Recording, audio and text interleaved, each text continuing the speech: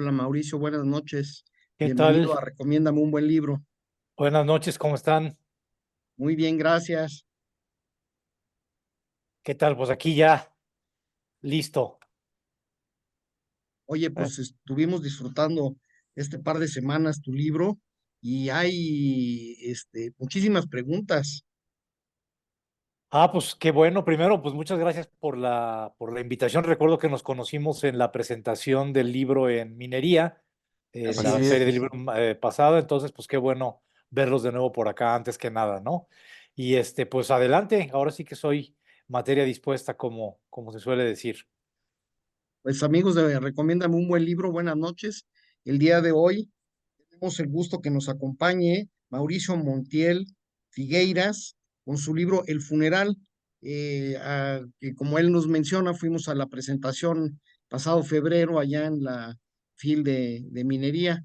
Así que, Mauricio, sin mayor preámbulo, pues nos vamos sobre las preguntas, porque hay ahí muchas historias, más de una historia, para que nos cuentes, nos platiques de dónde salió el libro, en fin. Vamos aquí dando los turnos de Claro acuerdo que a sí. como todos fueron llegando al Zoom en esta tarde. Así es que adelante, Norma. Muchas gracias. Hola Mauricio, gracias por estar con nosotros. Hola, ¿qué tal, Norma? Mucho gusto. Gracias. Oye Mauricio, yo quisiera plantearte dos preguntas. La primera es, ¿de dónde sale esta idea de narrar todo alrededor de esta, pues la voy a llamar así como esta matriarca que, que la historia gira alrededor de ella, parece que el pueblo gira alrededor de ella y de los misterios que rondan en las calles de este pueblo de Sicilia? ¿Cómo nace esta idea y llega aquí al libro? Y la otra es preguntarte sobre esta gran cantidad de personajes que se llaman con A, que todos inician con A. Sí. Cuéntanos.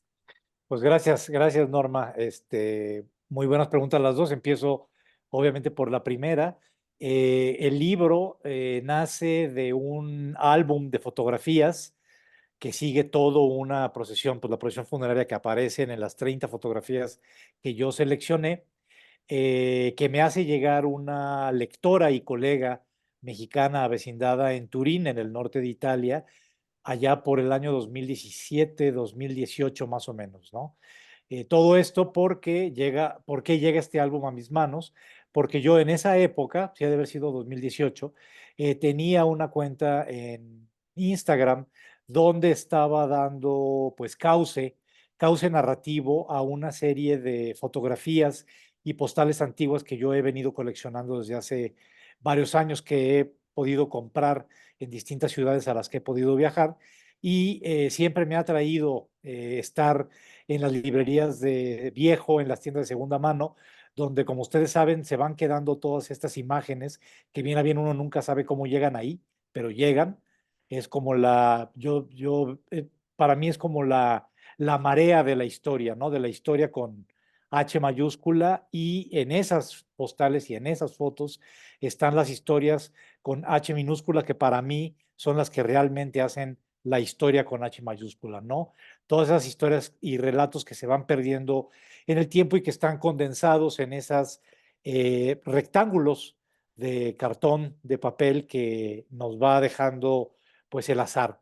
Entonces, vuelvo a la cuenta que abrí en Instagram. Como soy, debo tener ahí el apellido Contreras oculto en alguna parte de mi familia, porque siempre me gusta llevar la contra, siempre he llevado la contra, mis padres pueden dar fe de ello, y en las plataformas digitales en las que me he movido, me gusta llevar también la contra. Entonces, si Instagram es una plataforma que se presta a las imágenes, al consumo visual de inmediatez, ya saben, del taco que me estoy comiendo, qué bonita se ve mi novia, las entradas del cine al que estoy llegando, etcétera, etcétera, pues yo quise poner y hacer lo contrario, es decir, poner una especie de dique de contención, de freno un poco a esa marea, y claro que no lo voy a lograr, ni era mi intención, a esa marea imparable a esa catarata y tsunami de imágenes que se están produciendo segundo o nanosegundo a nanosegundo en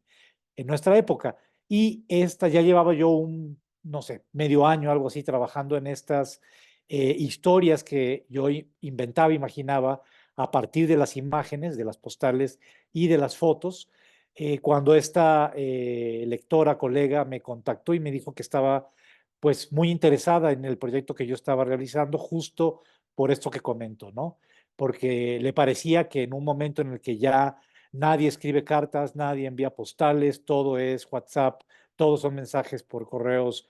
Ya el correo electrónico también ya es casi obsoleto, ¿no? Ya comunicarnos por correo electrónico es así como, híjole, de viejitos, ¿no? Entonces ahorita ya todo es WhatsApp, todo es Telegram, ya sabemos, ¿no? Entonces que le llamaba la atención que alguien, que un escritor se dedicara a hacer esto. Y entonces le dije lo mismo, soy Contreras, entonces pues me gusta llevar la contra en la medida de lo posible.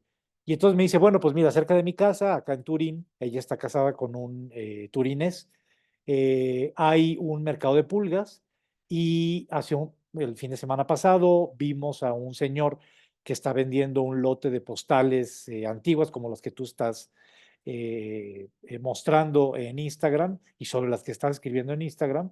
Era un lote de más de 200 postales, sobre todo de Italia, porque pues bueno, el mercado está en Turín. Y dice, pero lo que más nos llamó la atención a mi marido y a mí fue un álbum empastado en cuero, con alrededor de 80 imágenes de un funeral, desde que sale el féretro de la casa donde muere la persona que es la protagonista de ese funeral, hasta que entra al nicho mortuorio ese ataúd. Entonces, pues me dijo, si te interesa, yo te puedo obsequiar este material, postales y álbum. Y yo le dije, pues por supuesto que me interesa, ¿no? Y le dije, pero nada más dime cuánto va a ser. Me dice, no, el único pago va a ser que escribas algo con este material. Sí, ese va a ser el pago que te estoy pidiendo. Dije, bueno, pues fantástico, jamás me había ocurrido una cosa así, jamás me ha vuelto a ocurrir hasta ahora, después de haber publicado el funeral. Y entonces ya llegó a mis manos finalmente ese lote de postales, ese álbum, y tardé un par de años en cumplir mi promesa. Llegó la pandemia, llegó el 2020 espantoso que todo el mundo enfrentamos. Y en ese encierro, cuando los funerales, por desgracia, estaban a la alza, como sabemos, en medio de la pandemia no se permitía por ejemplo, el acceso a demasiada gente a las capillas funerarias. Hubo muchos deudos que tuvieron que ver cómo se les entregaban las cenizas de sus muertos queridos, ¿no? Que habían fallecido en las salas de COVID de los distintos hospitales. Entonces, en medio de todo ese panorama, pues, fúnebre, fue que dije, pues creo que ya es momento de empezar a trabajar, a cumplir mi promesa con el álbum del funeral. Seleccioné las fotos que vienen incluidas en el libro y durante un mes, de abril a mayo del 2020 más o menos, me dediqué día tras día a ver qué me decían, qué me decía cada imagen, ¿no? Armé primero, por supuesto, el discurso visual, aunque en el álbum viene bastante bien armado, digamos, el orden en que ocurre todo el funeral. Entonces yo fui seleccionando las imágenes que me parecían más sugerentes. Hay muchas muy reiterativas, por supuesto. Y claro que conforme iba avanzando en cada una de las cartas que acompaña a cada fotografía, yo al día de hoy me sigue pareciendo, me sigue intrigando muchísimo a qué persona se le ocurre mandar fotografiar todo un funeral para conservarlo. Uno manda fotografiar el bautizo de un hijo, un nieto, lo que sea, las bodas, los 15 años, etcétera, como ocasiones felices para recordarlas después. Pero un funeral, pues no es una ocasión feliz que uno quiere estar viendo a cada rato de, mira que bien me la pasé en el funeral de mi tía, hermano, papá, etcétera, ¿no? Entonces, primero esa pregunta me sigue inquietando. Muy probablemente nunca la podré responder porque además en ninguna parte del álbum viene especificado ni lugar ni fecha en que ocurre el funeral, lo cual lo volvía más misterioso todavía y por lo mismo como más inquietante, pero también más, pues me causaba mayor curiosidad, ¿no? Más entusiasmante como escritor. Entonces, bueno, en ese mes me dediqué a escribir, como les digo, las cartas que acompañan a cada imagen y sí tenía claras dos cosas. Uno, que quería que fuera una novela epistolar, quería narrar por ciertos rasgos visuales que se notan en las fotografías, las vestimentas, la carroza fúnebre, ciertos letreros de anuncios, por ejemplo, de la gasolina ESO o de las gasolineras ESO. Me di cuenta que era, y más o menos pues me hice una indagación en internet, me di cuenta que podía estar ubicado en los años 50, o así es la década de los 50, sin especificar fechas en mi libro, cuando yo quise ubicar la historia. Entonces eso me daba pauta para abordar algo que llevaba tiempo queriendo abordar, que eran los estragos de la Segunda Guerra Mundial. Cómo los conflictos bélicos pues desgarran y deshacen y destruyen a los núcleos familiares y pues de tal suerte que muchas veces esos miembros dispersos de cada familia no se vuelven a encontrar jamás, ¿no? Quizá en esta época, con todos los avances tecnológicos, eso sea un poco más fácil. Yo creo, sin embargo, en lugares como tan terribles que estamos atestiguando ahora, en lugares en conflicto como Gaza o como Ucrania, pues también como que veo un poco complicado que las familias se vuelvan a reconfigurar con facilidad, pese a todas las facilidades tecnológicas, ¿no? Entonces, la idea, como les decía, bueno, pues una novela epistolar.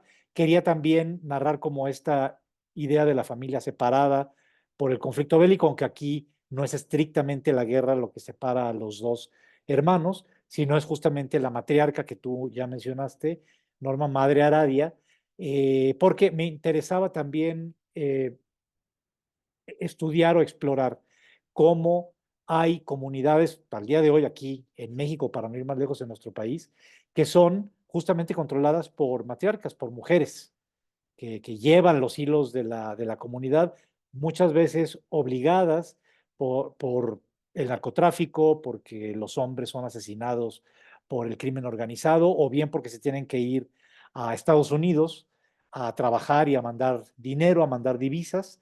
Y bueno, pues hay comunidades en las que se quedan prácticamente puras mujeres, que son las que controlan esas comunidades. Entonces me interesaba incidir en eso, ¿no? En el matriarcado y en cómo en países como Italia, como México, que son países, la verdad, muy, muy parecidos, eh, pues todavía está presente y ha estado presente a lo largo de la historia las figuras matriarcales fuertes, ¿no? En la mitología griega y latina, pues bueno, tenemos ejemplos para decir basta de grandes matriarcas. Pienso de inmediato en Medea, que es como una de las matriarcas clásicas, la matriarca, la madre asesina. Entonces también me interesaba ver que, como en un momento en el que se está hablando mucho y qué bueno del patriarcado, de todas las taras y de los males que ha causado el patriarcado a lo largo de los siglos, pues también se había quedado como un poco de lado los matriarcados que no siempre son benévolos. O sea, no todas las matriarcas son buenas matriarcas, no todas las madres son buenas madres, ¿no? Entonces me interesaba explorar todo esto. Y quería también, acudiendo a una novela a la estrategia de una novela que me gusta mucho, que es El corazón de las tinieblas de Joseph Conrad, es uno de mis libros de cabecera. En ese libro, si lo recuerdan, una de las cosas que más me llama la atención es cómo la figura de Kurtz, que es realmente el personaje que articula toda la acción, no aparece sino hasta el final y solo en una escena cuando ya está agonizando, ¿sí? Que dice las famosas palabras de el horror, el horror, el horror. Pero sin embargo es una presencia que está a lo largo de toda la novela, porque todo mundo se está refiriendo a Kurtz en un momento u otro de distintas maneras. Entonces es un personaje construido de manera muy interesante, de manera poliédrica, de tal suerte que tenemos como distintas facetas de Kurtz. Entonces quise aplicar, no sé si funcionó, esa misma estrategia en el funeral con la figura de Madre Aradia, que realmente ella nunca, es decir, nunca tiene una voz propia, todo es filtrado a través de lo que dice Alessandro, que es como su testigo fundamental, ¿no? Y pues como matriarca no benévola, como matriarca malévola que juega hasta con ciertos poderes sobrenaturales, se intuye ahí ciertas potencias oscuras, telúricas. Quería dar cuenta de cómo maneja cómo era la mano que mecía la cuna de esa comunidad, ¿no? Cómo maneja los hilos políticos, sociales, religiosos. En realidad, todo gira en torno, como tú dices, de ella. Ella es el eje en torno del que gira toda esa comunidad, esa pequeña comunidad siciliana.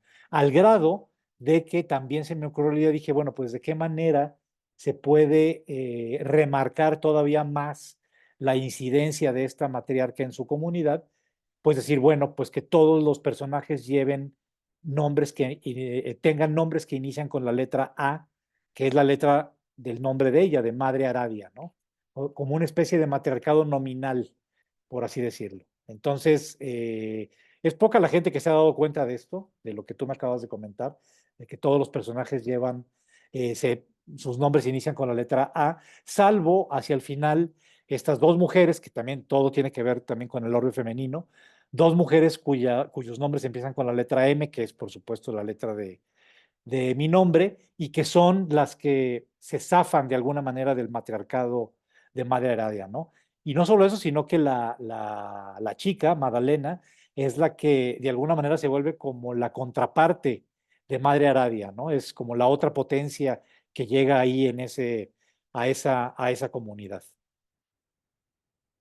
Fíjate qué interesante porque yo la letra M de Magdalena y su madre lo relacioné con María y Mm. justamente como rompen con todo este halo que se genera de misterio, de maldad, lo relacioné con María, inmediatamente mi cabeza se fue para allá. Qué interesante lo que comentas. Y bueno, me parece fabuloso lo del álbum de fotografías y que ello te haya inspirado. La verdad es que yo disfruté muchísimo el libro. Desde las primeras páginas me enganchaste y lo aderezaste con esta parte de maldad, del número 13, de una especie de aquelarre entre mujeres. La verdad es que me gustó muchísimo. Muchas Oye, gracias y muchas felicidades. pues te lo agradezco. Fíjate que ahora que dices lo de María, sí, yo tengo una relación especial con ese nombre, digo, primero por información católica, muy estrictamente católica en la infancia, y el nombre de María ha aparecido en varios ya poco a poco me he dado cuenta que es una recurrencia como para hablar de sí una figura, no estrictamente virginal, pero sí una figura como pura o una figura luminosa, aunque sea una luz de repente a veces valga el oxímoron, medio oscura, una luz oscura, pero finalmente ahí está el nombre de María. No lo pensé así, me gusta la analogía, por supuesto, y ya que mencionas lo del aquelarre, lo que sí está muy presente y que es intencional y que tiene que ver también con una parte, una corriente bíblica que está ahí como por abajo, como una corriente subterránea que corre por debajo del libro, es que este aquelarre al que tú te refieres quise invertir la figura de los 12 apóstoles y de Jesucristo, ¿no? Que son 13. Son el Claro. eje, que es Jesucristo, en este caso es Madre Aradia, o sea, un Jesucristo femenino, el anverso, digamos, del Jesucristo luminoso cristiano, y sus 12 apóstoles, que eran hombres, acá son 12 apóstolas, por así decirlo, que son las 12 mujeres que forman parte de este corrillo, pues que es el más cercano a Madre Aradia, ¿no? Exacto. Sí. Pues muchísimas gracias, Mauricio. Muchas felicidades, lo disfruté mucho. Ah, qué bueno, pues gracias, me da mucho gusto. Nela, adelante, por favor. ¿Qué tal, Mauricio? Hola, ¿qué Mucho tal? gusto en conocerte. Buenas noches. Igualmente. Mira, yo te sigo en Instagram, no, en Twitter, perdón, sí es en Twitter. Y me llamó mucho la atención este libro porque dije, a ver de qué va. Y ya con lo que te mencionó Norma, a mí me gustaría tocar otro punto en el libro que tratas, que es la parte como del ocultismo, como esos personajes medio oscuros, tenebrosos, siniestros, esa aura que está ahí flotando, porque ciertamente, o sea, el funeral es de la abuela, pero cada que va avanzando una carta, a mí lo que me pasó como lectora es, en primer lugar, cuando Alessandro le manda la carta a su hermana, pues sí, ella sí le contesta, pero después empiezan a venir las demás cartas y entonces a mí me entró la duda, así, ¿por qué ella no le contesta? Como ya no le interesa, o voy a dejar que me cuente toda la historia, voy a ver cómo, qué es lo que me está contando. O sea, como que estaba esa duda de cuál será la intención del autor de que me está dejando que él se vaya con toda la historia y por qué ella como que no retroalimenta, ¿no? O sea, dije, qué le estará pasando a esta niña? Algo le causó shock, ya no le interesa la vida en el pueblo, etcétera. Pero conforme uno va avanzando en las cartas, pues te olvidas de la hermana, y dices, pues, ya no contestes, o sea, sígueme contando la historia del funeral. Y lo que llega a pasar es, por ejemplo, esto del señor de las moscas, la otra chica que mencionan, pues se pierde la bebé y llegan las hormigas. Esa parte de las hormigas a mí me recordó mucho a Dalí, cómo sembraba todas las hormigas en sus cuadros y tiene como su razón de ser, que él las pone así, de por qué lo infesta así con estos insectos. Y luego, o sea, manejas también lo de la mujer de arena. Entonces, mi primer pregunta sería eso, ¿por qué escoger como esos insectos, este elemento de arena que es tan suave, tan volátil, o sea, entre que es maleable o no? Y la otra es, pues, acerca de la estrella de los picos, ¿no? O sea, esa parte de los símbolos. Mencionábamos que, o sea, con esto de la aquelarre, muchas veces en ciertas sociedades lo atribuyen pues a sectas, a reuniones, como cosas medio ocultas, pero en otros lugares que el 13 pues no es malo, ¿no? O sea, o sea, sobre todo a mí me llama la atención por qué el verde, ¿no? A ver si nos puedes contar un poquito sobre estas cosas. Claro, claro, con mucho gusto, muchas gracias. Primero me interesa abundar en lo que dices de por qué no aparece la voz de Anunciata de la hermana, salvo al principio y al final, ¿no?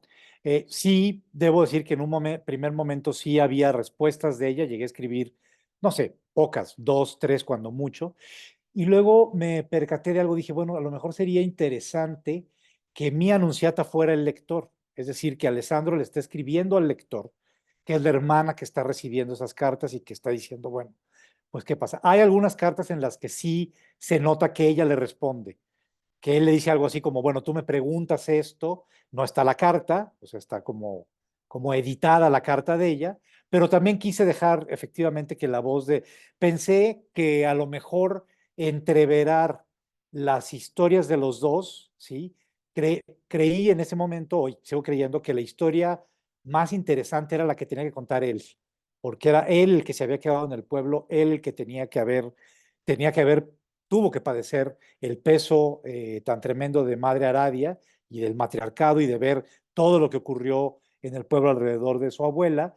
Y bueno, también, claro, no descarto que la historia de Anunciata también es interesante, porque por qué se fueron, qué pasó con la madre que empieza a perder la memoria y hay como la referencia a una especie de demencia senil o Alzheimer, no se dice exactamente qué es, pero ahí está también ese misterio, ¿no? De la madre que se va perdiendo como en estos paisajes brumosos.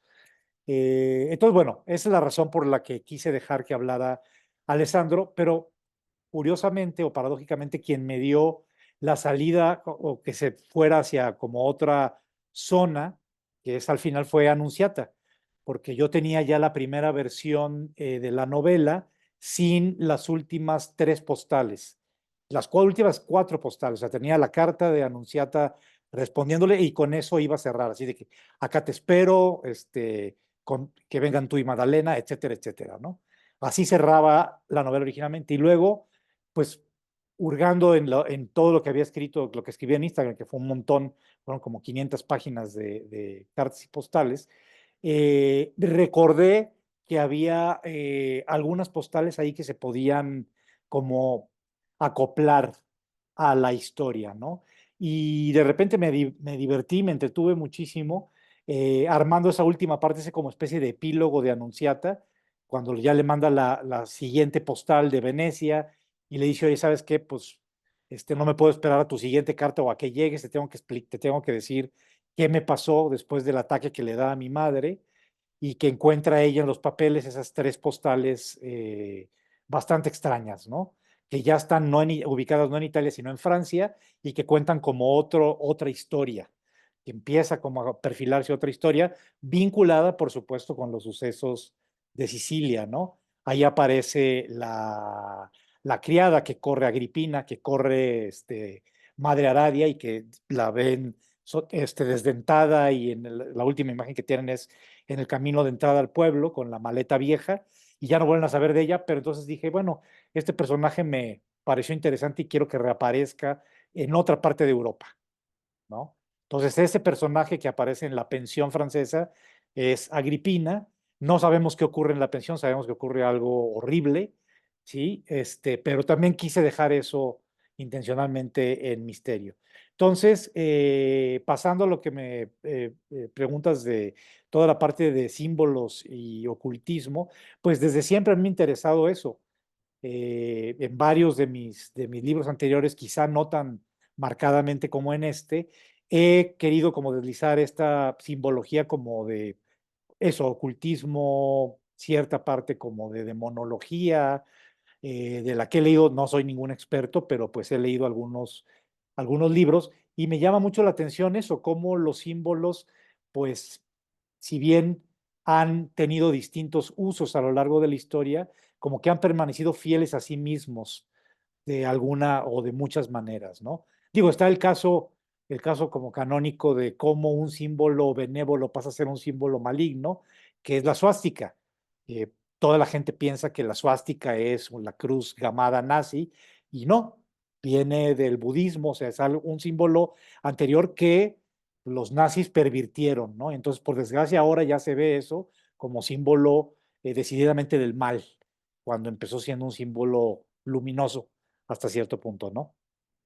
Entonces me interesaba ver eso, también como sembrar esta simbología, perdón, a lo largo de la novela y mostrar cómo estos, como tú bien les dices, estas reuniones femeninas, estos aquelarres, el número 13 también, como bien lo dices, no necesariamente maligno, pero sí hay culturas que lo manejan como un número no estrictamente maligno, sino esotérico, ¿no? También hay mucho de esoterismo ahí en la novela. Está también manejado el número 7, según la Biblia, según el canon bíblico, es un número luminoso, ¿no? Es el número que representa a Cristo.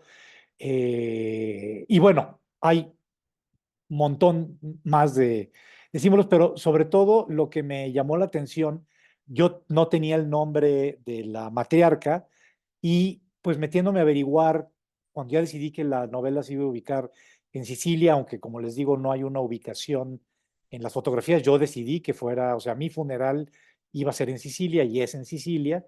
Empecé a leer más sobre Sicilia y sobre mitología. Sabemos que Sicilia fue colonia griega durante muchos años. Entonces me metí a investigar qué más había ahí y bueno, me encontré con una cantidad de material impresionante, ¿no? Entre otras con la figura de Aradia, eso existe, una Aradia que fue una bruja. Hay un como manual de brujería supuestamente escrito por esta Aradia, en el que me basé, en el que leí y en el que me basé para varias de las cosas que aparecen que adjudico a Madre Aradia. Por ejemplo, esta especie de oración o de invocación que hace y que pide que se ponga labrada como epitafio, lo de la sal y el pan, eso está en el manual de brujería de Aradia, ¿no? Entonces, hay cosas realmente en torno del ocultismo y de la demonología y del esoterismo, pues hay una cantidad de información y de cosas bien interesantes que me extraña por qué los escritores no aprovechan más eso. Es de verdad una cantera ahí, maravillosa. Y si le sumamos a eso la mitología griega, que es pues la que más conozco, aunque sabemos que los latinos pues adaptaron los mitos griegos, pero me interesa más la mitología griega y también ahí pues hay cantidad de símbolos y de figuras que se pueden estar actualizando permanentemente. Oye, y la última pregunta sería, me llama la atención cuando están cargando el ataúd y empiezan a decir que el cuerpo empieza a perder peso. Ujú. O sea, es Sí, como decir, a mí me sembró la duda, que realmente está o es por este tipo de cosas que ella hacía como que parte de su ser como que ya pierde como ese peso, porque sería lo contrario. O sea, y en un momento ya cuando la van a depositar, luego, o sea, es pesado, es sí. ligero, o sea, vas cambiando ese tipo de, conforme va avanzando el funeral. Sí, pues sí lo quiero dejar como un enigma. Si te soy sincero, ni yo mismo sé, pero me gustó esa idea de estar jugando con la sustancia de Madre Aradia, ¿no? Con la sustancia del cuerpo corporal. Como tú dices, pues claro, sabemos que los cadáveres no es que pesen más, pero sabemos que el peso muerto, como le decimos, pues por eso son tantas personas que se necesitan para cargar un ataúd. Es súper pesado, ¿no? Es la madera más el peso muerto que va adentro, ¿no? Entonces lo dejo ahí como misterio. También me salté lo de los insectos que tú preguntas. Bueno, también los insectos sabemos que son símbolos y como los egipcios, bueno, eran maestros en el arte de utilizar insectos como símbolos. Y me interesaba ver cómo los insectos como las hormigas, por ejemplo, que están muy ligadas a la tierra, a lo telúrico, pues podían ser también eso, elementos telúricos que podían hablar de esta especie de energía oscura de hoyo negro que se forma en esa comunidad, ¿no? Y que atrae como a todas estas, o succiona a todas estas presencias. Digo, las moscas, pues es el símbolo más común del mal, ¿no? Siempre está asociado con las distintas advocaciones demoníacas de distintos demonios y hasta existe Belcebú, el señor de las moscas, que es una de las advocaciones de Satanás, ¿no? Que reaparece, por cierto, en la última, en la última postal con la que cierro ya el libro, vuelve a aparecer ese señor de las moscas, ¿no? Entonces ahí está también, como decíamos, esa presencia demoníaca que también para mí era muy importante subrayar. Pues muchas gracias y yo te agradezco que no hayas ahondado tanto en esos personajes porque dije, me va a dar miedo, pero, o sea, era interesante, o sea, ahí estoy ahí muriéndome de miedo y diciendo, me va a salir algo siniestro y todo, y ahí me tienes ahí siempre leyendo esas cosas, pero se me hacen muy interesantes, así que muchas gracias por tus respuestas. Sí, no, pues gracias a ti por las preguntas. Dale, adelante. Sí, gracias, Vic. Hola, Mauricio. Yo disfruté un montón tu libro. Jamás pensé que era del funeral, lo imaginé todo menos que iba a ser de misterio, terror. Me encantó. Y ahorita con la historia que nos estás Gracias. contando, te iba a preguntar de dónde había sacado estas palabras bien extrañas que pone en su tumba Madre Aradia. Qué miedo, porque sí están bien extrañas. Yo me quedé con ganas de más. Cuando ya llegué a la última parte dije, y luego, y esas últimas cartas extrañas, ¿qué pasó en la pensión? Sí me gustaría que me contaras. Te voy a decir lo que yo creo que pasó. Que esas cartas eh, fueron lo que provocaron que se fuera la mamá de Alexandro, se Ajá, de separara de Alejandro, su ajá. papá, porque se dio cuenta que su suegra era bruja. Entonces, por eso se alejó de ellos de esa forma, pero no lo sé. Sí me gustaría que me contaras un poco, porque no cuentas nada ni de la enfermedad que tiene Alexandro y ya. Sí, gracias por tus comentarios y por tu lectura. A ver, el reto de escribir el género epistolar y que me sigue pareciendo un desafío súper interesante para todo escritor, es que no puedes dar, es decir, tienes que dar por hecho que la persona que está recibiendo las cartas ya sabe mucha información o tiene mucha información que tú no tienes. También eso, ahí está el juego, ¿no? Está el reto de dar la información suficiente sin sobreexplicar, porque cuando sobreexplicas en una carta, se nota que estás como torciéndole el brazo a la narración. No sé si me explico, porque cuando le estás explicando, cuando le estás, perdón, escribiendo a otra persona, bueno, esa persona ya tiene algún antecedente de lo que tú estás contando, ¿cierto? Entonces tú estás diciendo, bueno, pues como dijimos en la conversación, no te acuerdas de fulanito y tú dices, ay, pues quién es fulanito, quién es perenganito. La otra persona ya lo sabe, tú no. Entonces ese misterio también me parecía como súper interesante rescatarlo a la hora de estar escribiendo la novela y dejar eso para que el lector pues completara, ¿no? También yo creo que cada vez más, sobre todo en un mundo como el que vivimos, en el que todo está sobreexplicado, las películas de Hollywood, el bombardeo de teleseries, las redes sociales, etcétera, pues dejar ese lado de misterio, ese lado ambiguo, a mí en lo particular me gusta mucho que un escritor me lo haga. O sea, disfruto mucho más los libros que dejan un margen para que yo interprete que los libros, y aquí confieso que los libros que empiezo a ver que están sobreexplicando las cosas, pues no, me siento como tratado como tonto, ¿no? Como, no, pues no soy tonto, sí, más o menos le sé, o sea, entiendo lo que me quieres decir, ¿no? Entonces, eso, quería dejar en el misterio, en el enigma esas partes. Y claro, no crean, después de que ya se publicó el libro y tal, pues sí, me quedaba el gusanito de, por supuesto que tengo todavía la historia que contar de la pensión, y después se me ocurrió que podría estar interesante como ver qué ocurriría en el encuentro ya físico de los dos hermanos, ¿no? Con la madre enferma, en fin, como indagar, hay muchos cabos sueltos.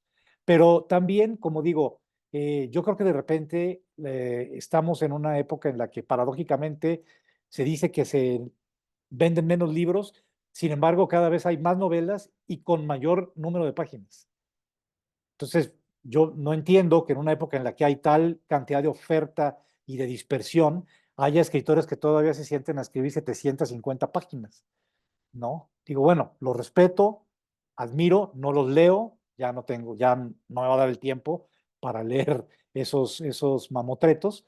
Entonces, a mí me gustan más también las novelas breves, ¿no? Las novelas breves que dejan, insisto, parte a la imaginación del lector, y que pueden sembrar todas esas dudas, ¿no? Que te dejan todavía, a mí me ha pasado con algún par de novelas recientes que he leído, que son mucho más ambiguas que la mía, y envidio también esa capacidad de que sí me han dejado girando y también con ganas de preguntar al autor, híjole, ¿por qué no abundaste en esto? ¿Por qué no me resolviste esto? Pero no, después digo, no, es que así debe ser. O sea, está bien así. Está bien que no se resuelva todo. Nos hemos acostumbrado mucho a tener todo, como se dice, peladito y en la boca, ¿no? Sobre todo por la malformación que nos ha traído Hollywood, creo yo, por las historias como que tiene que estar planchado, todos los personajes tienen que tener su arco narrativo perfectamente trazado y resuelto, y chan chan, ¿no? Sea trágico, dramático o feliz el final, tiene que estar como todo resuelto. Y, por ejemplo, el cine europeo, que cada vez veo más y encuentro cosas más interesantes, pues los europeos sí están todavía realmente en otro canal, ¿no? Son propuestas para mí mucho más atractivas narrativamente hablando, no solo visualmente, sino cómo van armando la narración y dejando muchas cosas en la oscuridad, ¿no? Pero pues uno termina esas películas y dice, ok, quiero más de esta directora o de este director, ¿no? Igual con los escritores, quiero más de esta escritora o de este escritor, que no me resuelve todo. No sé si contesté tu pregunta. Sí, muchas gracias, lo disfruté mucho, ¿eh? Ok, muchas gracias de nuevo, ¿eh? Gracias por la respuesta. Edgar, adelante. Muchas gracias, Mauricio. ¿Cómo estás? Buenas noches a todos. Hola, ¿qué tal? Debo de confesar que empecé la lectura el día de hoy. ¿Sí me escuchan? Sí, debo Sí. de confesar que comencé la lectura el día de hoy y me gustó bastante. Me sorprendió para bien este libro y pues pensé en demasiadas cosas, pensé precisamente en lo que ya respondiste. Te iba a preguntar yo eso, ¿de dónde sacó las fotografías o de dónde vinieron? Y ya lo respondiste, muchas gracias. La primera vez que yo vi que sacaban cámaras de televisión o una cámara fotográfica profesional para tomar fotos, bueno, pues sí es de un fallecimiento de un famoso, ¿verdad? Y que sí lo documentan.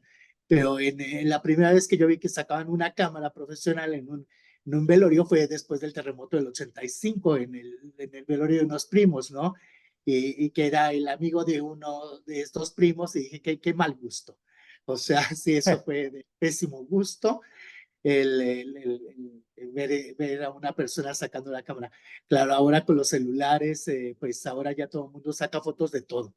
Ya no importa dónde estén, dónde se encuentren, actualmente ya lo hacen donde sea y donde quiera. Sí, pero en aquellos años sí me pareció de muy mal gusto. Y por eso esa era mi primera pregunta. También otra pregunta que tenía ya la respondiste, que era ¿por qué no están las cartas de respuesta de la hermana o por qué no le responde la hermana? Pero sí, luego me dije, pon atención, te está contando una historia, pon atención en lo que te está contando. Sí, porque precisamente como dijiste, acabo de soltar un libro hace unos días que sentí que tenía demasiada cháchara, que no me estaba platicando, que no iba que no seguía la historia, y dije, ay, ya basta, no, lo aventé, la verdad, no pude más. Pero me pareció muy interesante, me recordaste muchas historias que contaban en mi infancia, esas historias que contaban así mientras los niños estábamos jugando y no oíamos, ¿verdad? Y que las señoras se juntaban porque principalmente eran señoras. Yo vivía en un matriarcado. Mi mamá tenía 8 hermanos, de las cuales 6 eran mujeres, entonces ya te imaginarás que siempre había mujeres por allá y por acá, ¿verdad? Entonces siempre contaban esas historias, pero cuando uno se supone no estaba escuchando, también en la cocina mi abuelita la escuchaba en ese murmullo eterno que no quería que uno oyera, esas leyendas que contaban antes, sí, muy sabrosas, ¿verdad?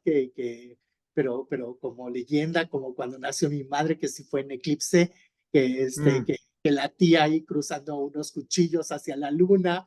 Y sí, me hiciste revivir muy gratos momentos de mi infancia. Muchas gracias con esas historias. Y pues voy a seguir, me falta poquitito para terminarlo y lo voy a terminar de leer con mucho gusto. Muchas gracias, Mauricio. No, pues gracias a ti, Edgar. Y ahora que mencionas esto, bueno, otra rasgo importante para mí es lo que tú dices. Yo también viví en un matriarcado los primeros 9 años de mi vida, porque mi padre trabajaba, yo nací en Guadalajara, vivo acá en la Ciudad de México desde hace ya más años de los que viví en Guadalajara. Pero esos primeros 9 años de mi infancia y de la infancia de 3 de mis hermanos, somos 5, la menor es la mujer, acá somos 4 hombres y una mujer, yo soy el mayor, y bueno, pues el entorno en el que yo crecí éramos mi madre, mi abuela materna, que nada que ver con Madre Aradia, es como la cara opuesta de esa moneda de matriarca, y las chicas que ayudaban a mi madre que tenía que trabajar, ¿no? Pues con la crianza y a llevarnos a la escuela, etcétera, etcétera. Entonces, pues yo crecí también rodeado de mujeres y eso también me formó mucho en cosas que, pues, respeto de las mujeres, ¿no? Yo creo que ese crecimiento en ese entorno femenino y ver cómo, pues, una casa podía salir adelante, no que mi padre, insisto, no ayudara ni nada de eso. Simplemente tenía que estar trabajando hasta el otro lado de México, en Tampico, porque allá era donde estaba el trabajo y era él el que tenía que mantener el mayor sostén de la casa, ¿no? Pero pues me ayudó a tener ese respeto que siempre he tenido por las mujeres, ¿no? Y por el trabajo doméstico de las mujeres, que luego se dice así como, no, pues eso no es trabajo, eso es así como, bueno, es el ama de casa, pues hay que se quede, ¿no? Pues no, yo vi el trabajal que era la crianza de 3 chiquillos, 4 chiquillos, ¿no? Entonces también viví lo que tú dices, esas reuniones en el comedor en donde supuestamente estaba prohibido el acceso de nosotros y que uno ahí estaba medio oyendo partes de conversaciones. acompañé muchísimas veces a mi abuela a reuniones en casas de amigas suyas. Yo me tenía que quedar como en el patio o en la terracita de afuera. A veces había otros niños, a veces no. Entonces me decía, no, pues llévate un libro o llévate una revista que me gustaba leer mucho, que se llamaba El Peneca. En fin, también tengo esa imagen de esas casas viejas de Guadalajara donde se reunían las señoras a tomar el té y el café y a platicar de los chismes, a chismear, pues. Entonces también quise recuperar ese Alessandro niño que está ahí como queriendo oír qué onda, pues en realidad soy yo, ¿no? Soy Mauricio de 8, 9, 10 años, queriendo ver qué está pasando ahí detrás de esas puertas cerradas o en esos comedores donde hay puras señoras chacoteando, ¿no?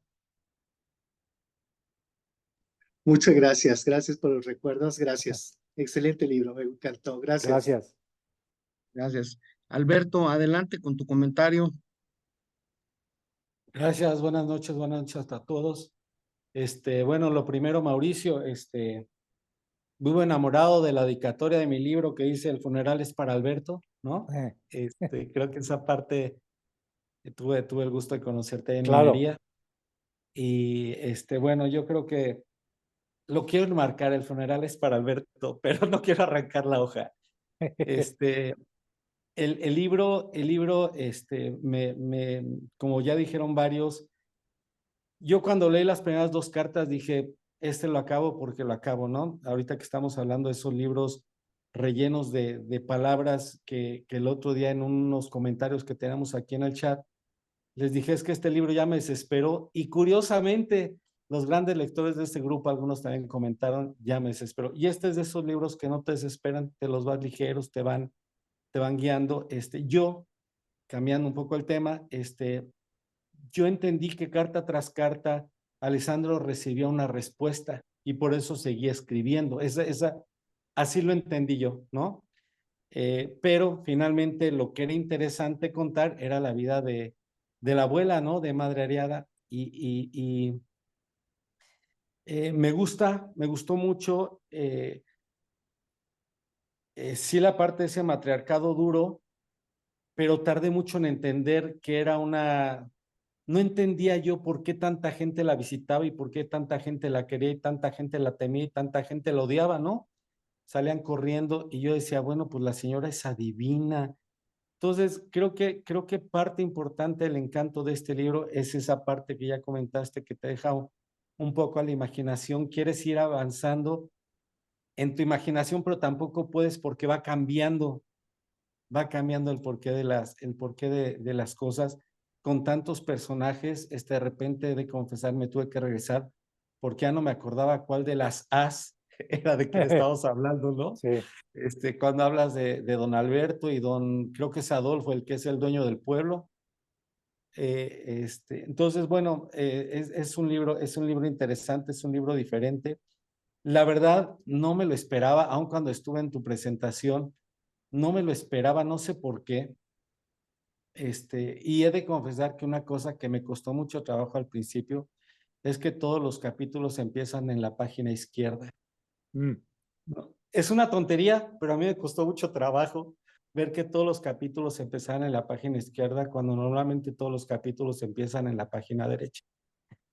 Era por el tema, perdón que te interrumpa aquí Sí. rápidamente, eso fue un tema de la diagramación de la novela, porque no querían como pagar, y también se me hizo lógico, no querían, va a sonar como feo que hay como no van a gastar más papel, pero pues era la idea, ¿no? Si hubieran crecido los folios, ¿no? Y la paginación hubiera aumentado inútilmente. Y entonces también el editor me convenció porque me dijo, mira, además pues son fotografías, imagínate que es como tal cual lo que estás leyendo como al reverso de la imagen, ¿no? Entonces, por eso están arrancando en la página izquierda, por un tema básicamente técnico y de ahorro de papel que digo, en la época en la que estamos viviendo, pues también hay que ser conscientes de eso, ¿no? Si no hubiera dicho, no, no, pues váyanse y iban a ser cantidad de páginas en blanco, una gran cantidad de páginas en blanco. Yo creo que hasta eso le da originalidad al libro, uno que es persona de costumbre, de veras, otra vez voy a empezar a la izquierda y otra vez voy a empezar a la izquierda. Es una tontería, pero bueno, creo que tenemos una costumbre, todo capítulo empieza en el lado derecho, ¿no? Eh, yo entiendo en el libro, y me dirá si me equivoco, también de Alessandro sabemos muy poco, ¿no? Realmente aquí lo que se está contando es la historia de la matriarca. Ujú.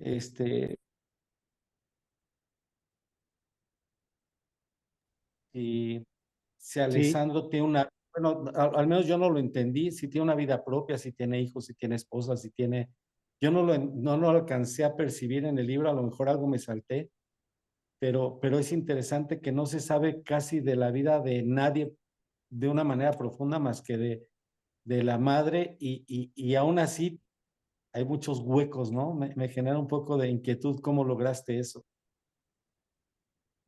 sí, bueno, pues eso es toda la intención, como he venido diciendo, de dejar estas zonas oscuras, estas zonas de sombra a lo largo de la novela, es con toda la intención, por lo que decía hace un momento, ¿no? No me gusta que me sobreexpliquen a mí y por ende no me gusta sobreexplicar al lector. A lo mejor habrá lectores como hay lectores para todo, ¿no? Que les guste que les sobreexpliquen y que les digan hasta que les llenen todos los huecos, ¿no? Que el Sí. escritor haga toda la tarea. Y no, pues yo no soy un escritor para ese tipo de lectores, ¿sí? Y como acabas de decir, a mí ya cada vez me cuesta, los libros ya, como ya me queda biológicamente menos tiempo en el planeta Tierra, que hace 10 años, 5 años, un año, pues ya digo, ya no tengo tiempo que perder con libros que no me gusten. Antes podía darles chance, antes podía decir, bueno, a ver, ahora ya no. Y por eso también uno se vuelve con el tiempo, pues más exigente, más selecto en lo que lee. Ya no voy como hacía 10 años, iba a las mesas de novedades de librerías a ver qué autores me encontraba y compraba así lo que me llamara la atención, que leí en la Cuarta de Forro sin saber nada más, porque me llevé muchísimos chascos, pero muchísimos. Entonces ahora ya tengo, bueno, creo yo, un gusto más o menos definido, y ya lo que no entra, salvo excepciones, se confirma la regla. Dentro de ese gusto ya ni siquiera me percato de ello, ni lo pelo, como se diría, ¿no? En buen castellano. Ya ni siquiera me preocupo por seguir el ritmo de las novedades y de los nuevos autores y de la nueva promesa de la literatura mexicana, argentina. Ya no, ya esa época ya la dejé atrás, ¿no? Ahora ya tiene que ser de verdad una recomendación de alguien en quien confíe muchísimo, que diga, ok, bueno, vamos a ver. Sobre todo si es alguien como un talento nuevo de treintañero y todo esto, o sea, muy joven, pues ya me cuesta trabajo como darle mi voto de confianza que antes sí daba, ¿no?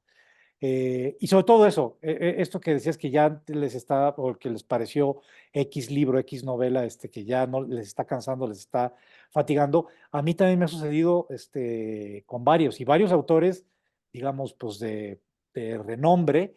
Creo que los mexicanos además, y los latinoamericanos en general, pero los mexicanos tendemos a ser muy verbosos, muy rolleros.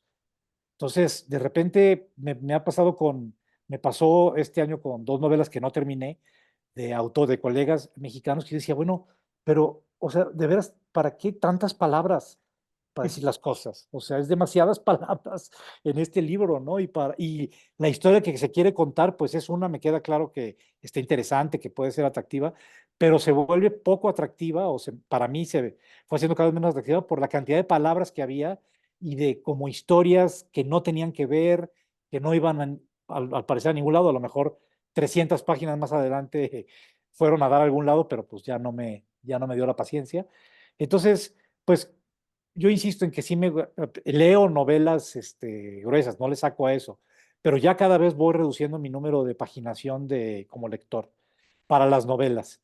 Para libros de no ficción, ahí sí puedo, o sea, ensayo, sobre todo ensayo, cuento, por ejemplo, o sea, pero ya el género novelístico, que es el que supuestamente más vende, o eso dicen los editores, porque a todo el mundo le piden novelas, uno ofrece cuentos, ensayos y dicen, no, no, no, primero pásame la novela y luego ya vemos qué onda con tus libros esos así que a nadie le interesa, ¿no? Pero acá lo que importa es la novela.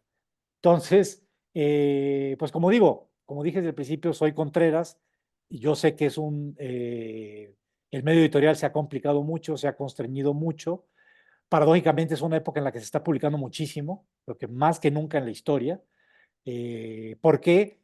Por las redes sociales. Porque ya está el booktuber o youtuber o como TikToker o como se llamen, que tiene 500,000 seguidores, entonces le piden el libro de consejos de superación personal y cómo ser joven sin morir en el intento, etcétera. Entonces, y no solo eso, sino lo peor, eso está bien, que digamos, esos libros chatarra, pues bueno, que lo consuma quien coma la comida esa comida chatarra.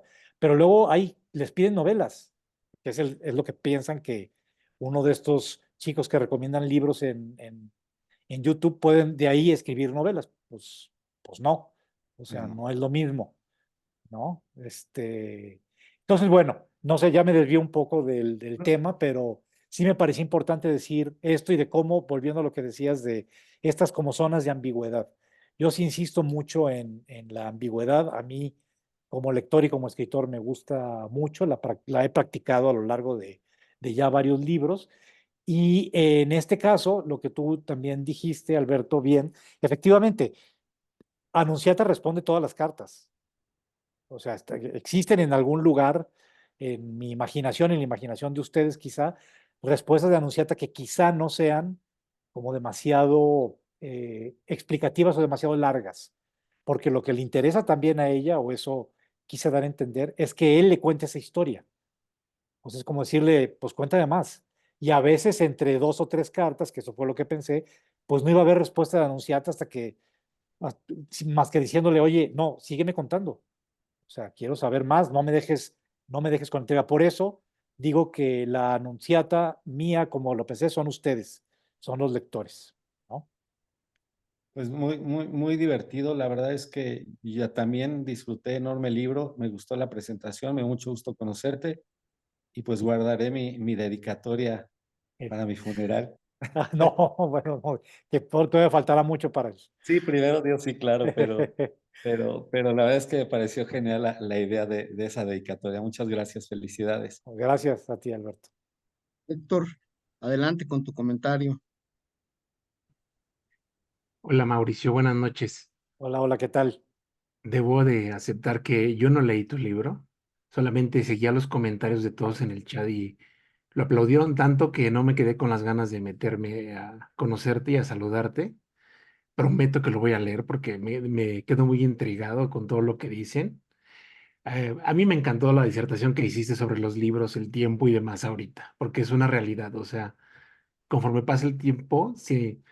Y como buenos lectores, uno va aprendiendo a cortar lo que ya nos sirve, lo que no nos gusta, porque aparte vas como definiendo tu gusto, ¿no? O sea, vas viendo dónde sí te acomoda, hay cosas que no te checan, hay cosas que van contigo y para qué sufrirle.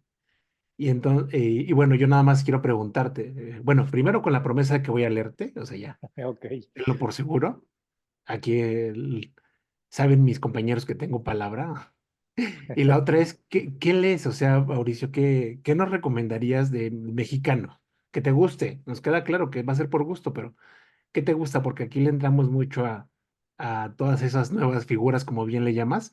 Mm, Y es cierto, ha habido unas sorpresas impresionantes, ha habido libros maravillosos que se han acercado a darle al club.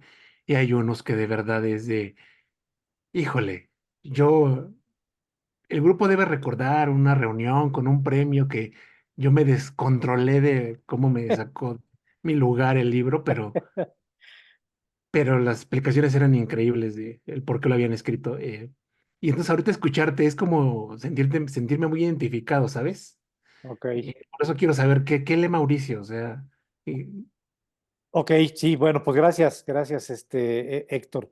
A ver, debo hacer una confesión. Yo, decidí dejar de leer literatura mexicana contemporánea, ok, así de plano, de plano. Puedo decir que lo último que leí, que me pareció bien.com, fue, porque sí me intrigó demasiado, como dije, a ver, o sea, a ver de qué va todo este ruido, y ya lo leí y dije, ok, está bien.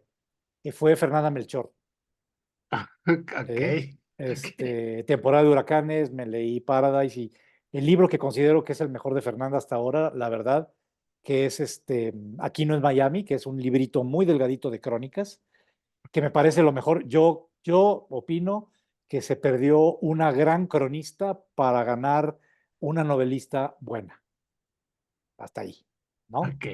Yo creo que Fernanda habría podido, o sea, nos faltan, vaya que hacen falta buenos periodistas y buenos cronistas con ese feeling narrativo, literario que tiene Fernanda en Aquí no es Miami. O sea, yo la verdad sí dije, wow, qué buen libro.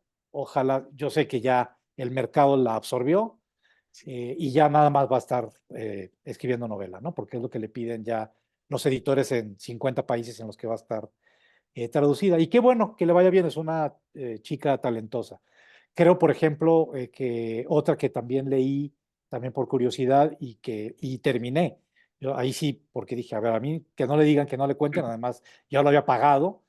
Y dije, pues lo voy a terminar. Fue Valeria Luiselli con el libro de Desierto Sonoro. Cierto sonoro. Sí, ahí es un ejemplo de lo que les decía hace rato de qué cantidad de palabras inútiles utiliza. O sea, esa novela habría podido quedar bien en 200 páginas, pero son 400, casi 500 páginas.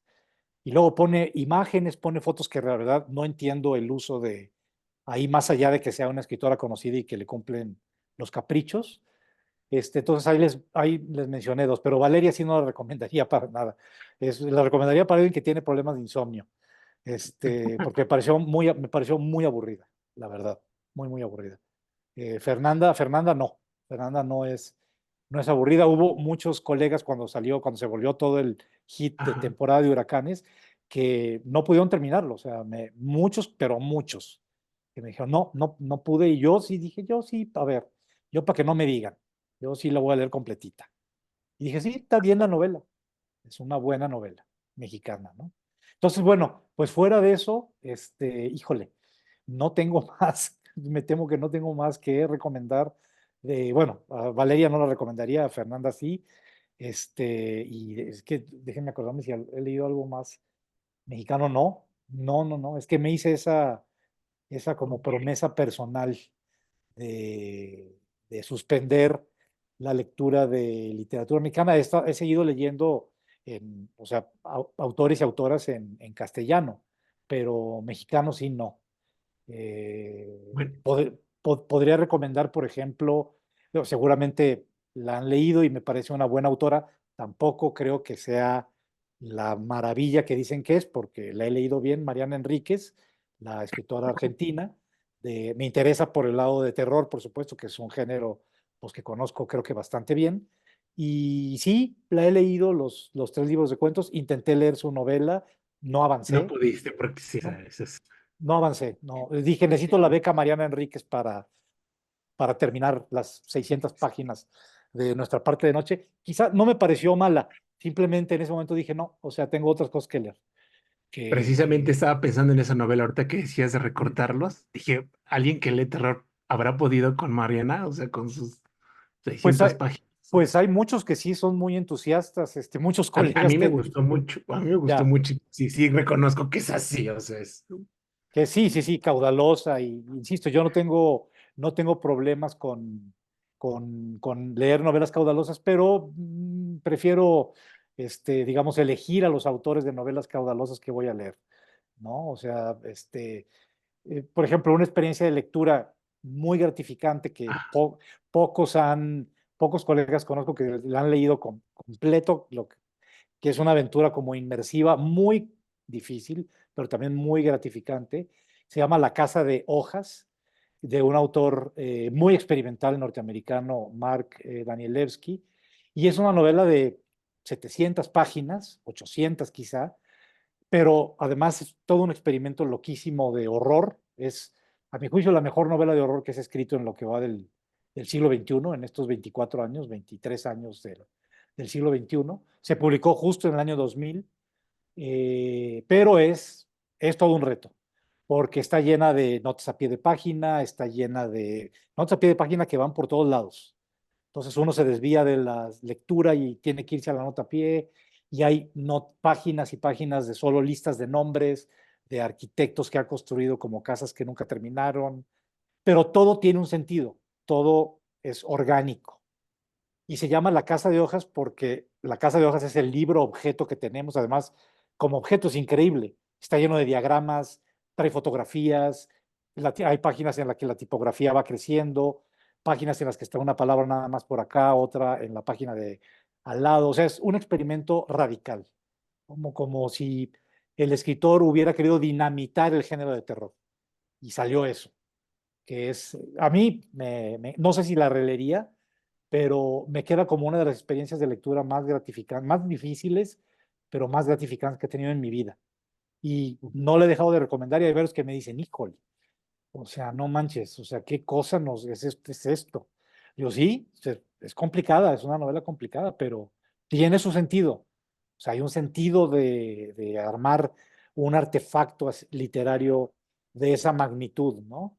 Muy ambiciosa, es una novela súper ambiciosa, pero eso, ya cuando uno llega a la página final dice, bueno, wow, lo logré, ¿no? Ok, ok, Llegué al otro lado del océano.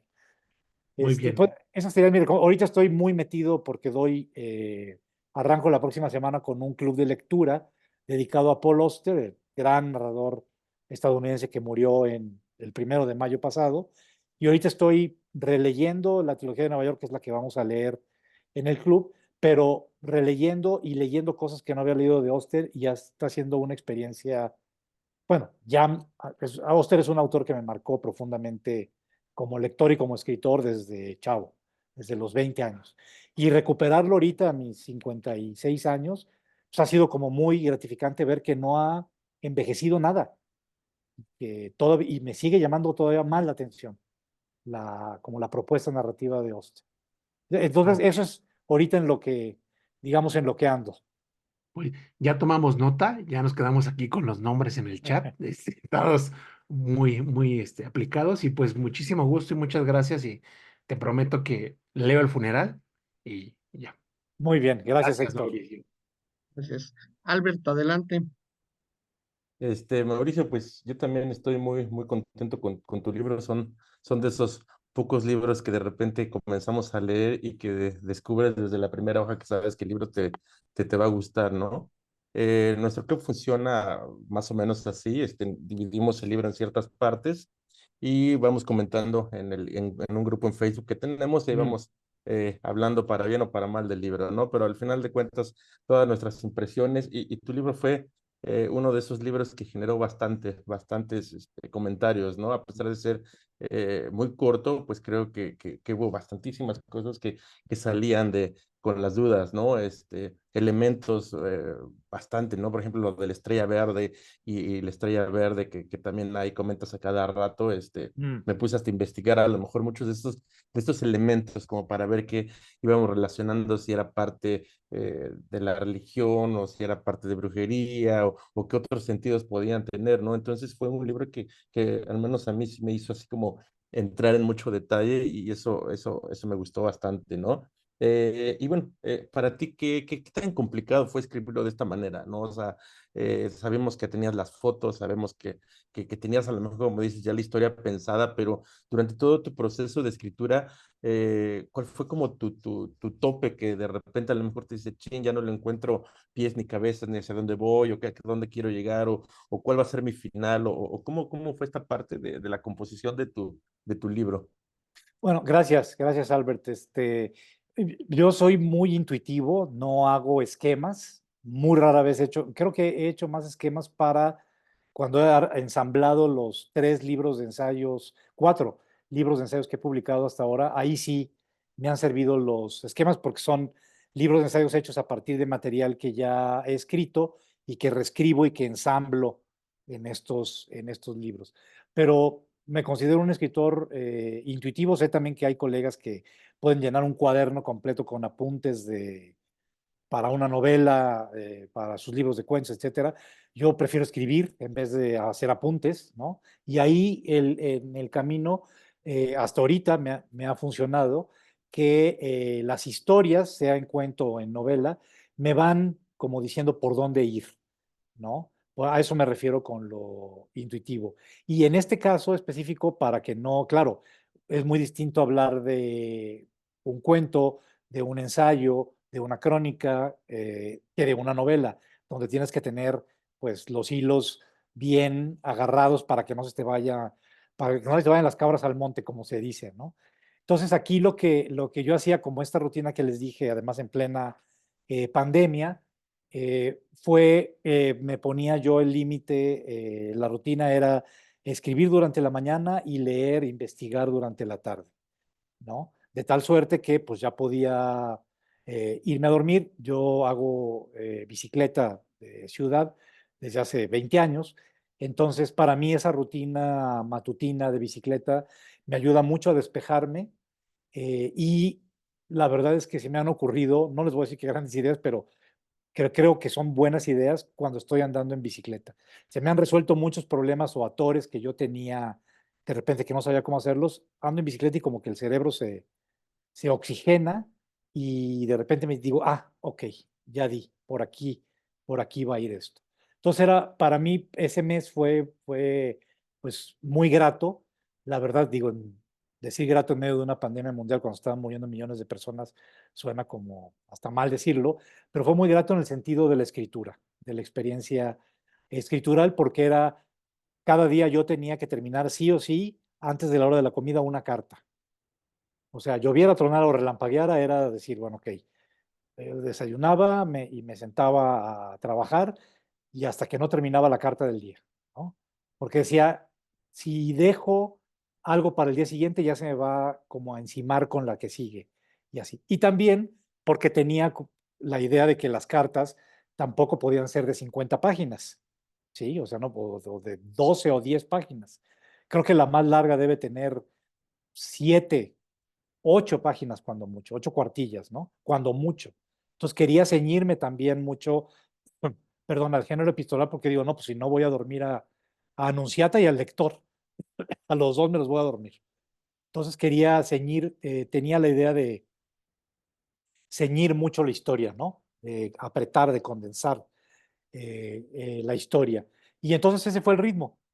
Una carta diaria, seguir leyendo e investigando por la tarde para apuntalar las partes más históricas. Hay mucho que sí ocurrió en realidad, hay mucha parte de imaginado, pero hay mucha parte, sobre todo lo que toca a la Segunda Guerra Mundial en Sicilia, toda la historia, por ejemplo, toda esa imagen con la que me topé leyendo sobre la historia de Sicilia en la Segunda Guerra Mundial, de cuando es la invasión de Sicilia por parte de los aliados y de cómo los primeros aviones caen en el mar, no alcanzan a llegar a la isla, todo eso es real.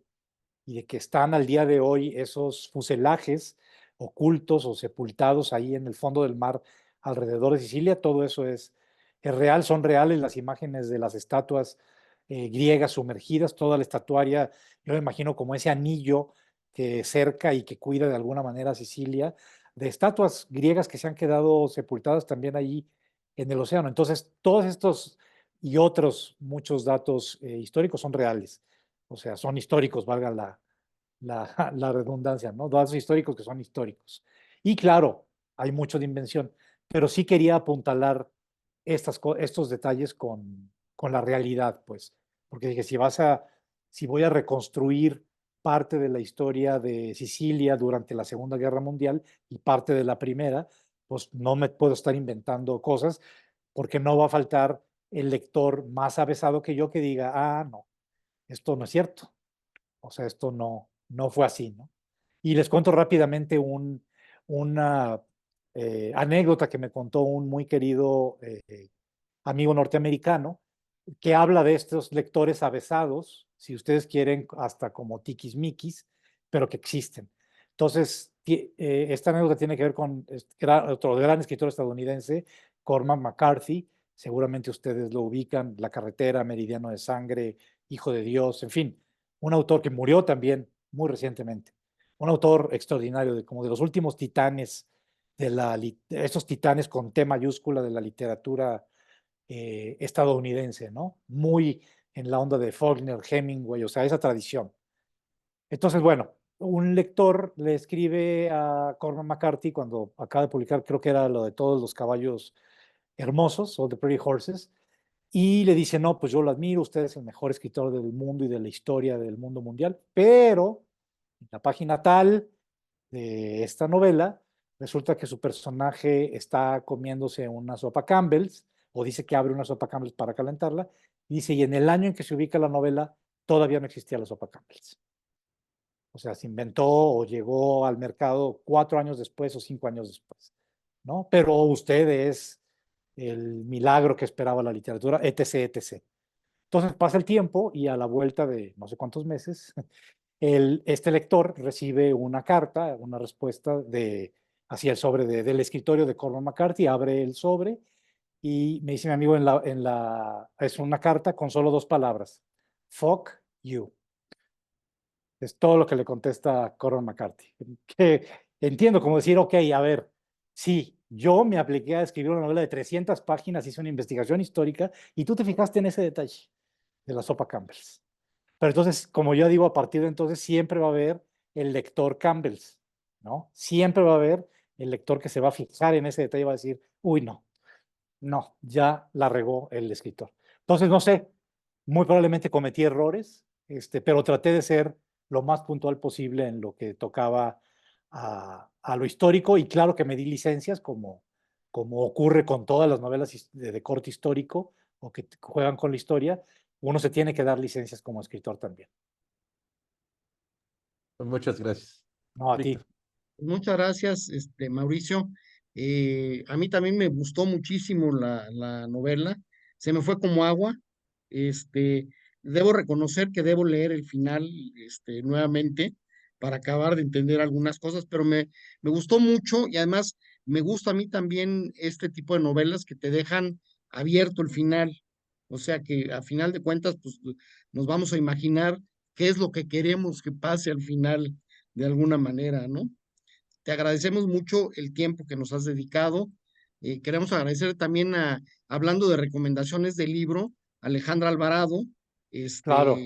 nos recomendó, porque siempre andamos buscando con ellos allí, justamente ese día ahí en Minería.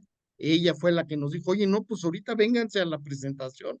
Entonces, mira qué feliz sorpresa fue el que te conocimos y que tuvimos oportunidad de leer tu libro.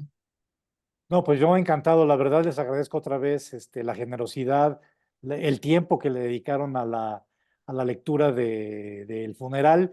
Sí está, después sobre todo de esta charla, tenía ya algunos meses de no hablar de la novela, después de la parte de promoción como más fuerte, que fue finales del año pasado y principios de este. Entonces tenía, ahora con sus preguntas, pues me hicieron recordar también algunas cosas que ya tenía un poco ahí arrumbadas en la gaveta mental, pero pues me dan ganas como de revisitar la novela, no suelo releer lo que escribo una vez que ya se publicó, ya, pues ya lo caído, caído, como decían en mi rancho, pero pues ahora con sus preguntas y con las dudas que surgieron y con esta idea de, pues justo, de obra abierta como la tipificó Humberto Eco, esa idea siempre me ha atraído desde que leí el libro Obra Abierta de Eco y de todos los ejemplos de libros abiertos que da y que pues, he leído ya varios de ellos y pues coinciden que son obras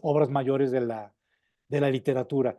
Pero sí, me quedo así como con el gusanito de nuevo de volver a estos personajes y ver que, no para hacer el funeral 2 ya que ahora que está de moda las trilogías, tetralogías, pentalogías, pues sobre todo para vender, sino para ver si hay de alguna manera como personajes ahí que puedan pertenecer al mismo universo, pero que tengan como su propia historia, ¿no? Claro, siempre me gusta también esta idea de que, con eso termino, con lo de la estrella verde, que es una imagen que ya viene en otros proyectos literarios míos, específicamente uno que estuve desarrollando en Twitter de 2010 a 2020, que se llamó El hombre de tweet, una novela que fui escribiendo en tweets cuando era todavía Twitter, cuando existía Twitter, y que podíamos escribir en 140 caracteres y no novelas de 280 caracteres,